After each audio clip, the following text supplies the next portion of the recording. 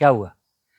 नमस्कार किसान भाइयों, मैं विनोद कुमार सचान। आज मेरे साथ ये 3 सज्जन हैं। 2 रायसेन मध्य प्रदेश से आए हैं, 1 सज्जन भिवानी से आए हैं।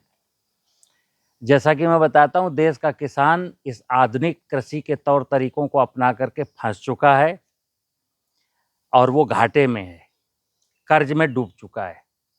मैं नहीं बोलूँगा, ये सज्जन हैं, ये अपना परिचय देंगे और अपनी समस्या बताएंगे। मेरा नाम रणधीर सिंह पूनिया है। मैं रायसेन जिले मध्य प्रदेश से आया हूँ। लास्ट ईयर मैंने 17 एकड़ में टमाटर की फसल बोई थी, जिससे मेरा 17 लाख रुपए ही लागत थी। उसमें मेरी सिर्फ तुड़ाई मजदूरी की निकली। मेरा किसान भाइयों से कहना यह है कि वो विविधीकरण करें फसलों में, एक ही फसल ना बोएं, कहीं दूसरी फसलें भी बोएं, ताकि ये घाटे को कुछ कम किया जा सके। और दूसरा, प्राकृतिक खेती पर आकर के केमिकलों का उपयोग बहुत कम, बिल्कुल ही नहीं करना चाहिए। बताइए भाई। सर, मेरा नाम जोगिंदर कौशिक है। मैं भिवानी हरियाणा का रहने वाला हूँ। हमारे यहाँ ज़्यादातर खेती धान की होती है। उसमें मैं बहुत ज़्यादा पेस्टिसाइड डाल के थक चुका। लगातार 3 स्प्रे किए बाली आने पर, लेकिन बीमारी में कोई रोकथाम नहीं हो पाई। विनोद जी का मैं वीडियो पिछले लगभग 1 साल से देखता हूँ। मैंने सोचा अब की बार भाई इसकी भी ट्राई कर ले, इसलिए मैं यहाँ पर जीवामृत लेने के लिए आया। मैं सीताराम चौधरी मध्य प्रदेश जिला रायसेन का रहने वाला हूँ। मेरी भी यही समस्या थी कि खेती में अपन पेस्टिसाइड डालते हैं तो बहुत महंगा पड़ता है, उतना उत्पादन नहीं हो पाता। इसलिए जीवामृत इनका भाई साहब का वीडियो देखा तो उसमें मेरे को लगा कि ये खेती, जैविक खेती या प्राकृतिक खेती की जाए, वो सबसे अच्छी। किसान भाइयों, मैं एक ही चीज़ कहता हूँ कि जो सत्य है कि देश का किसान जो सिर्फ खेती पर डिपेंड है, उसके ऊपर कर्ज तो है और वो अपने बच्चों की ज़रूरतें नहीं पूरी कर पा रहा है। बहुत सारे किसान देश में आत्महत्या भी करते हैं। ये सिचुएशन सिर्फ इसलिए बनती है क्योंकि खेती का जो सत्य है वो संसार बताता नहीं आपको।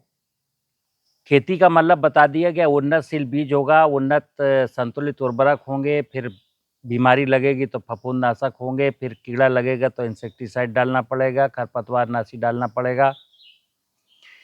इस सारी विधा में क्या हुआ कि किसान की लागत बढ़ गई और ज़मीन का जो फर्टिलिटी लेवल था वो गिर गया। ज़मीन के अंदर नीचे की और ज़मीन के ऊपर की बायोडाइवर्सिटी ख़त्म हो गई और ये जहरीला भोजन खा करके लोग अस्पताल की शरण में पहुंच गए। माने कि उत्पादन बढ़ा, इसमें कोई संदेह नहीं कि आज 330 मिलियन टन खाद्यान्न हो रहा है देश में, 220 मिलियन टन के आसपास सब्जियां हो रही हैं और 110 मिलियन टन के आसपास जो है फल हो रहे हैं। इतना प्रोडक्शन किसान ने दिया बाजार को, देश को, मतलब इतना प्रोडक्शन देने वाला किसान कर्ज में जब है तो एक चिंता का विषय है। कर्ज इसलिए है और प्रोडक्शन इतना क्यों है? प्रोडक्शन इसलिए है क्योंकि इस प्रोडक्शन में जो लगभग 22-23 लाख करोड़ रुपए का जो कृषि उपज है, उसमें से 7 लाख करोड़ रुपए का पेस्टिसाइड है, 4.5 लाख करोड़ का जो है फर्टिलाइजर है, उसके बाद जिंक, जाइम, माइक्रोन्यूट्रिएंट्स की हमने गुणा नहीं किया। देखा जाए तो 60% जो किसान अगर 1 लाख का उपज बेचा तो 60,000 का मिनिमम खर्चा आया खाद्यान्न में। सब्जी के केस में उलट जाता है, कई बार वो 1 लाख का फसल बेचा और खर्चा उसका 1,10,000 हो गया। जैसे ये सज्जन है, 17 एकड़ में 17 लाख का इन्वेस्टमेंट किए टमाटर की खेती में, कुछ नहीं और मिला। जब मंडी गए तो टमाटर का कीमत था 1 रुपया किलो। अभी 15 दिन पहले एक सज्जन आए थे सीतापुर से, वो केला की खेती करते, 3 एकड़ केला लगाया था और वो बेचारे रो रहे थे, उदास थे, क्योंकि केला का मार्केट में जो भाव है किसान के केले का वो है 2 रुपया किलो, यानी 200 रुपया कुंटल। किसान ने केला इसलिए लगाया था कि ये 800 रुपया कुंटल बिकेगा तो फायदा होगा। इन्होंने टमाटर इसलिए लगाया था अगर 6-7 रुपया किलो थोक मंडी बिकेगा तो फायदा होगा। ये मित्र सबके साथ है, हर फसल के साथ है। और बीमारी क्या है, हमारी अज्ञानता क्या खेती में। मैंने मान लिया है कि फर्टिलाइजर के बिना नहीं होगा, पेस्टिसाइड के बिना नहीं होगा, आधुनिक कृषि यंत्रों के बिना नहीं होगा, सिंचाई के बिना नहीं होगा। मैं नेचुरल फार्मिंग में एक ही चीज कहता हूं, खेती का सारा दारोमदार जमीन की फर्टिलिटी पर है। अभी जैसे देश का किसान मिट्टी की जांच कराता है तो 0.3, 0.2, 0.4, 0.4% कार्बन तो मात्र 20% सॉइल में है। 60% सॉइल का एवरेज कार्बन लेवल 0.3 है और 20% का कार्बन लेवल 0.2 है। होना चाहिए 1%। मातृभूमि पर खेती करते हैं, धरती की चिंता कोई देश में नहीं कर रहा है, ना किसान कर रहा है, ना अधिकारी कर रहे हैं, ना वैज्ञानिक कर रहे हैं। सबको फर्टिलाइजर बेचना है, सबको पेस्टिसाइड बेचना है, सबको उन्नतशील बीज बेचना है, सबको आधुनिक कृषि यंत्र बेचने हैं। बस यही अज्ञान है।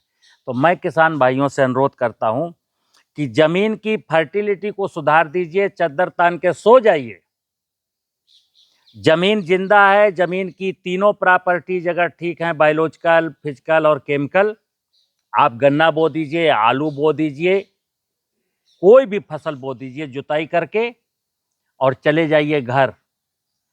ना तो उसमें पोषक तत्वों की जरूरत के लिए फर्टिलाइजर देना पड़ेगा, क्योंकि 1% ऑर्गेनिक कार्बन जब है तो सारे के सारे पोषक तत्व बैलेंस मात्रा में मिलेंगे। अगर वहां पर जीवामृत के जीवाणु हैं, जमीन जिंदा है, तो कोई भी सॉइल बोर्ड डिजीज नहीं लगेगी।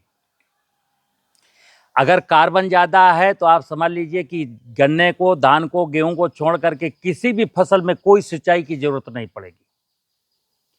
आज के 70 साल 60 साल पहले जब बोरिंग नहीं थे, नहर नहीं थे, तो भी खेती हो रही थी। फिर कई लोग कहते हैं कि साहब तब देश भूखों मरता था, तो फिर हम उनसे कहते हैं 250 साल और पहले चलो, 17वीं शताब्दी में। 17वीं शताब्दी में भारत की अर्थव्यवस्था दुनिया की सबसे बड़ी अर्थव्यवस्था थी। दुनिया में सबसे ज्यादा खाद्यान्न भारत पैदा करता था। भारत सोने की चिड़िया था और किसान धनवान था। तब एक स्लोगन था, उत्तम खेती मध्यम बान निश्चित चाकरी भीख निदान। कोई नौकरी नहीं करना चाहता था, खेती को सर्वोपरि व्यवसाय का दर्जा दिया जाता था। अब किसान को अज्ञानता में ढकेल करके लोग तो मालामाल हो गए, किसान बेचारा कर्ज में डूब गया। खेती से अच्छा कोई खूबसूरत व्यवसाय नहीं है। जैसे इन सज्जन ने एक बात कही कि मोनोकल्चर बंद करना पड़े। जैसे आपके यहाँ धान ही धान होता है, क्यों भाई धान ही धान होता है? धान के साथ ज्वार हो सकता है, उड़द हो सकता है, मूंग हो सकता है, बाजरा हो सकता है, लेकिन नहीं, पूरा इलाका धान में, कहीं पर पूरा इलाका जो है गन्ने में, कहीं पर पूरा इलाका आलू में, कहीं पर पूरा इलाका टमाटर में। बाजार में मांग और पूर्ति का सिद्धांत है, ध्यान रखना। इस बात को कोई नोटिस नहीं करता। बाजार में कई बार कोई कम्युनिटी इतनी ज्यादा आ जाती कि उसका रेट गिर जाता तो किसान को आत्महत्या करने की जरूरत पड़ती है। इसलिए जब हम मल्टीपल क्रॉपिंग करते हैं, कई प्रकार की फसलें बोते हैं, तो इस समस्या से हम बच जाते हैं। तो एक तो कई प्रकार की फसलें बोनी है, साथ साथ वृक्षारोपण यानी औद्यानिक काम करना है, साथ साथ पशुपालन का काम करना है।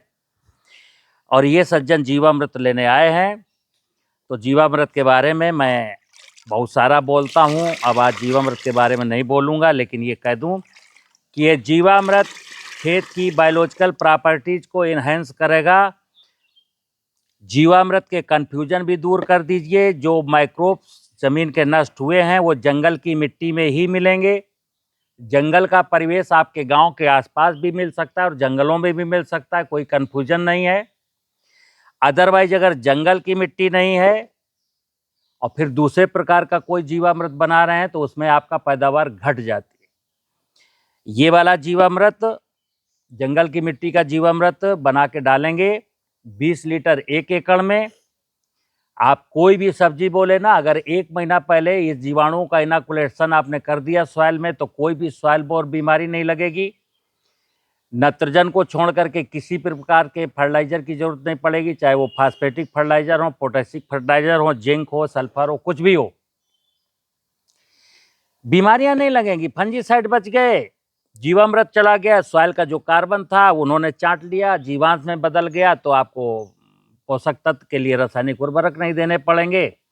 जो उपज होगी, सबसे बड़ी चैलेंज कहाँ है आज कि हम लोग जो भी खा रहे हैं, फल खाइए, सब्जी खाइए, अनाज खाइए, दालें खाइए, हर वस्तु का, हर भोज्य पदार्थ में जो न्यूट्रिशन की कैपेसिटी थी 70% डाउन हो गई। 1% ऑर्गेनिक कार्बन होगा तो 100% रिच फूड मटेरियल मिलेगा, और जब जमीन में कार्बन की ही कमी हो गई तो 70% कार्बन कम हो गया, तो 70% जो है न्यूट्रिशन हमारे भोजन से गायब हो गया। उसके बाद जो पेस्टिसाइड दिए आपने वो उसमें रेजिडुअल इफेक्ट के रूप में आए, तो आदमी बीमार हो गया, कोई हंसता नहीं, मुस्कुराता नहीं। तो मैं सभी देश के किसान भाइयों से निवेदन करता हूं कि एक बार आंख बंद करके सोचना कि क्या आप अपने बच्चों का भविष्य नरक में ढकेलना चाहते हैं या बच्चों का भविष्य उज्जवल बनाना चाहते हैं। अगर किसानों ने, नीतियों ने, सब ने ये कसम खाई हो कि मैं अपने बच्चों की बर्बादी अपनी आंखों के सामने देखना चाहता हूं, तो मेरी बात बिल्कुल मत मानिए। और अगर कोई अपने बच्चों से रियल में बाई हार्ट मोहब्बत करता है, बच्चों के खुशियों के बारे में चिंतित है, तो मैं उसको बता दूं, अब वक्त कागज का नोट कमाने का नहीं है, जान बचाने का है। अपनी जान बचा लीजिए और बच्चों का उज्जवल भविष्य बना लीजिए, क्योंकि कागज के नोट ने आपको किसी लायक नहीं छोड़ा है, कोई हंस नहीं रहा है, कोई स्वस्थ नहीं है। क्योंकि जब तक ये धरा स्वस्थ नहीं होगी, जब तक प्रकृति का परिवेश समृद्ध नहीं होगा, तब तक किसी के जीवन में सुख और शांति, समृद्धि नहीं आ सकती। नमस्कार।